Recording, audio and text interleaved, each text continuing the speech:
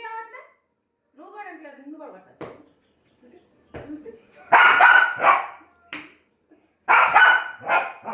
నీకేమైంది? నా ఇష్టం, నేను కొట్టుకుంటా.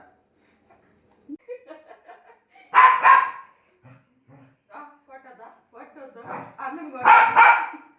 మరి అయితే